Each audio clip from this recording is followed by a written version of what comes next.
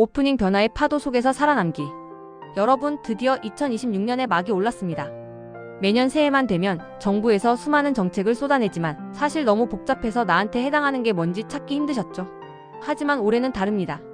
2026년은 이른바 국민 체감형 정책 시행의 해라고 불릴 만큼 우리의 지갑과 생활에 직접적으로 와닿는 변화가 역대급으로 많습니다. 내 월급이 얼마나 오르는지, 아이를 키우는 집은 어떤 혜택을 받는지, 그리고 매일 타는 대중교통비는 어떻게 돌려받는지 궁금하지 않으신가요? 오늘은 2026년부터 확 바뀌는 노동, 세금, 보육, 연금, 교통, 안전 정책까지 핵심만 쏙쏙 뽑아 심층 분석으로 정리해드리겠습니다. 영상 마지막에는 여러분이 놓치기 쉬운 곰 사육 금지 같은 이색 정책도 담았으니 끝까지 채널 고정해주세요. 1. 노동과 임금 마이너스 최저임금 1만원 시대의 정착. 가장 먼저 우리 주머니 사정과 직결되는 노동 및 임금 정책입니다. 2026년 최저임금은 시간당 1만 320원으로 확정되었습니다. 지난해보다 소폭 인상된 수치인데요. 이를 주 40시간 근무 기준으로 환산하면 월급이 약 215만 6,880원, 대략 216만원 수준이 됩니다. 알바생이나 사회초년생뿐만 아니라 최저임금을 기준으로 급여가 산정되는 수많은 근로자에게 중요한 기준점이 될 것입니다. 하지만 임금보다 더 주목해야 할 것이 있습니다. 바로 부모 친화적 근무제입니다. 맞벌이 부부들의 최대 고민이 바로 아침 등교 시간이죠. 2026년부터는 초등학교 6학년 이하 자녀를 둔 근로자에게 십시출근제와 같은 유형 근로 형태가 본격 도입됩니다. 아침에 아이를 학교에 보내고 출근할 수 있는 환경을 조성하겠다는 정부의 강력한 의지가 담겨 있습니다. 이는 단순한 권고가 아니라 기업 문화 전반에 자리 잡을 수 있도록 지원 정책이 병행될 예정이니 해당하시는 부모님들은 사내 규정을 꼭 확인해 보시기 바랍니다. 이 세금과 소득공제 마이너스 다자녀 가구의 승리. 다음은 연말정산의 판도를 바꿀 세금 정책입니다. 2026년에는 신용카드 소득공제 혜택이 자녀 수와 연동되어 대폭 확대됩니다. 특히 2자녀 이상을 둔 다자녀 가구라면 공제 한도가 늘어나 실질적인 세금 절감 효과를 톡톡히 누릴 수 있습니다. 저출산 대책의 일환으로 카드 소비의 일정 부분을 세금 혜택으로 돌려주겠다는 계산입니다. 여기에 한 가지 더, 보육수당 비과세 한도 개선도 눈에 띕니다. 기존에는 부모당 비과세 기준을 적용했다면 2026년부터는 자녀당 기준으로 바뀝니다. 자녀가 많을수록 비과세 혜택이 중첩되기 때문에 다둥이 부모님들에게는 정말 반가운 소식이죠. 이 정책 하나만으로도 월급 명세서상의 실수령액이 소폭 상승하는 효과를 보실 수 있을 겁니다. 3. 보육과 교육 마이너스 무상교육의 영토 확장. 아이 키우는 집을 위한 복지 정책도 강화됩니다.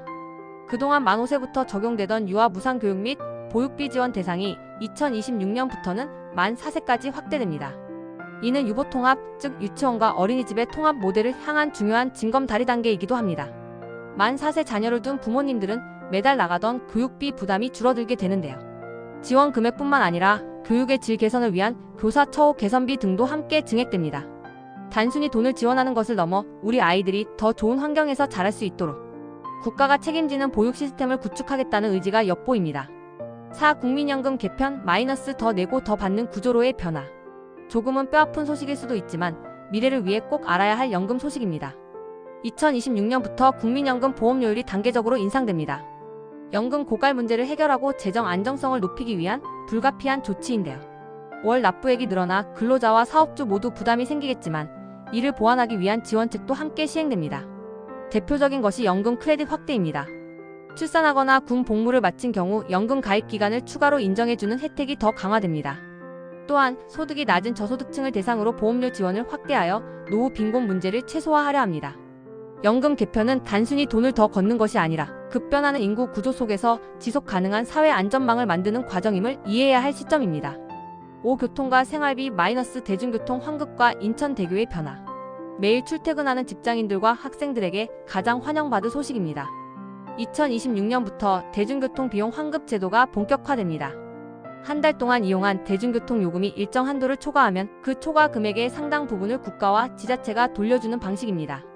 기후동행카드나 K-패스에서 더 진화한 형태로 특히 장거리 통근자들에게는 한 달에 몇만 원 이상의 실질적인 캐시백 효과가 기대됩니다. 차차를 운전하시는 분들에게도 좋은 소식이 있죠. 영종도와 인천을 잇는 인천대교. 통행료가 2026년부터 크게 인하됩니다. 그동안 비싼 통행료 때문에 이동이 망설여졌던 분들에게는 희소식입니다. 이는 영종 지역 주민뿐만 아니라 관광객과 물류업계에도 긍정적인 영향을 미쳐 지역 경제 활성화에도 기여할 것으로 보입니다. 6. 사회 안전과 보험 - 배달 노동자와 전기차 보호. 안전한 대한민국을 위한 정책도 꼼꼼하게 마련되었습니다. 첫째로 배달 노동자들의 안전과 권익 보호입니다. 이제 배달 노동자는 유료 교통보험 가입과 정기적인 안전교육 수료가 의무화됩니다. 사고가 났을 때 제대로 된 보장을 받지 못했던 사각지대를 해소하고 배달 환경 자체를 더 안전하게 바꾸기 위한 조치입니다. 둘째는 전기차 사용자들을 위한 화재보험 지원 확대입니다. 최근 전기차 화재에 대한 우려가 크죠. 2026년부터는 전기차 사고 시 지원되는 화재보험 상한액이 최대 100억 원까지 대폭 상향됩니다. 이는 사용자 본인뿐만 아니라 주변 피해까지 충분히 보상할 수 있는 체계를 갖춰 전기차 보급에 따른 사회적 불안감을 해소하려는 목적입니다. 7. 특별한 변화 - 곰 사육 금지와 입법 영향 평가. 마지막으로 조금 특별한 변화들을 짚어볼까요? 2026년은 대한민국 동물권 역사에서 기념비적인 해가 될 것입니다. 수십 년간 논란이 되었던 곰 사육과 담즙 채취가 2026년부터 공식적으로 전면 금지됩니다. 이제 좁은 철창 속에 갇혀 고통받던 곰들은 생추어리 보호시설로 옮겨져 평화로운 노후를 보내게 됩니다. 또한 법제처에서는 정책 입법 단계에서 국민 영향 평가를 도입합니다. 법을 만들기 전에 이 법이 국민의 실제 생활에 어떤 불편을 줄지 혹은 어떤 혜택을 줄지 미리 정밀하게 분석하겠다는 겁니다. 이제는 탁상 공론이 아니라 현장의 목소리가 반영된 정책들이 더 많이 나오게 될 것으로 기대됩니다. 마무리 2026년을 나의 해로 만드는 방법. 여러분, 오늘 정리해드린 2026년의 변화들 어떠셨나요? 1320원의 최저임금부터 십시출근제, 만 4세 무상교육, 그리고 100억 원 한도의 전기차 보험까지. 정말 많은 것들이 바뀝니다. 이 정책들의 공통점은 바로 우리 삶의 질과 안전, 그리고 경제적 부담 완화에 집중되어 있다는 것입니다. 아는 것이 힘이고 아는 것이 곧 돈입니다. 오늘 소개해드린 정보 중에서 나에게 해당하는 정책이 있다면 정부 포털이나 해당 기관 홈페이지를 통해 세부 신청 방법과 일정을 꼭 확인해보세요. 특히 교통비 환급이나 소득공제 같은 정보는 직접 챙기지 않으면 혜택을 놓치기 쉽습니다. 여러분의 2026년이 이 풍성한 정책 혜택들과 함께 더 행복하고 여유로운 한 해가 되기를 진심으로 응원합니다. 앞으로도 대한민국 구석구석의 유익한 정보와 놓치기 쉬운 꿀팁들을 가장 빠르게 전달해드리겠습니다. 오늘 영상이 여러분의 2026년 설계에 도움이 되었다면 구독과 좋아요 부탁드려요.